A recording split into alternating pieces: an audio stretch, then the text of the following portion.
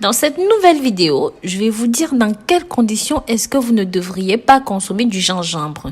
Mais tout d'abord, dites-moi comment est-ce que vous appelez cette plante dans votre pays, dans les commentaires. Et bien sûr, pensez à vous abonner, liker et commenter. Pensez aussi à la clochette de notification. Le gingembre est une plante très bénéfique pour la santé et pour votre organisme.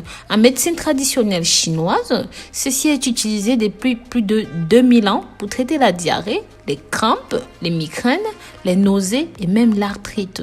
Il se consomme frais, sec, dans l'été ou même en cuisson, dont vous profitez simplement de ces extraits. Regardez complètement cette vidéo pour connaître les conditions dans lesquelles vous ne devriez pas consommer du gingembre. Et bien sûr, je vous présenterai aussi ses avantages pour la santé. C'est un très bon remède maison, un remède naturel et exceptionnel. Vous allez très vite le comprendre.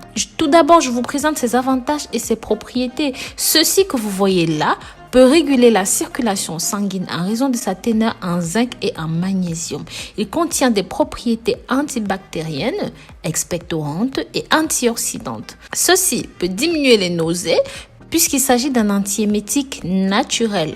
Ceci améliore le métabolisme grâce à ses propriétés thermogéniques, réduit ainsi l'inflammation dans les intestins et accélère la digestion. Il peut aussi réduire chez vous le niveau de stress en raison de sa teneur en cinéole, qui est un produit à effet relaxant. Il met fin aux migraines car il va tout simplement bloquer la production de prostaglandine, une substance qui enflamme les vaisseaux sanguins. Il peut améliorer l'absorption des nutriments puisqu'il augmente les fonctions des enzymes et stimule l'estomac. Ceci est contre-indiqué dans certains cas.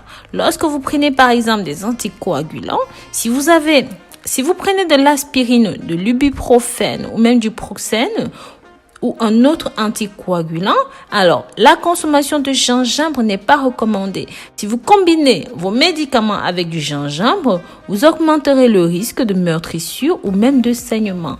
Maintenant, en cas d'hypertension, je vous le déconseille parce que le gingembre pourrait sans aucun doute bloquer les canaux calciques.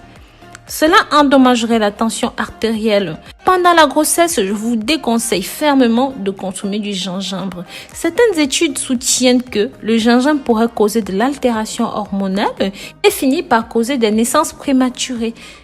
Bien sûr, le gingembre est connu pour son effet amincissant. Cela fonctionne comme un coupe-faim. Ça va donc accélérer le processus digestif et éliminer l'excès de graisse.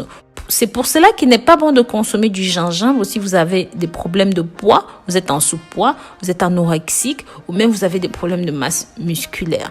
Maintenant, pour les diabétiques.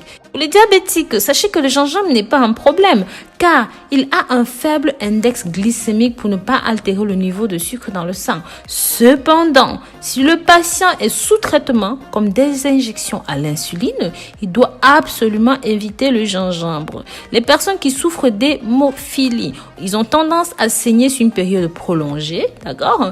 Le gingembre pourrait causer un choc chez le patient hémophile. Pareil pour vous qui avez des problèmes cardiaques, consommer du gingembre de manière excessive pourrait causer des effets irréversibles. Il est suggéré de le prendre pour une période pas plus que 4 jours.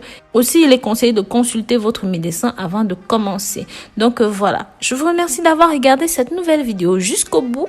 Je vous dis à très bientôt pour de nouvelles vidéos. N'oubliez pas de commenter, liker, abonnez-vous et pensez à la clochette de notification. Bisous, bisous.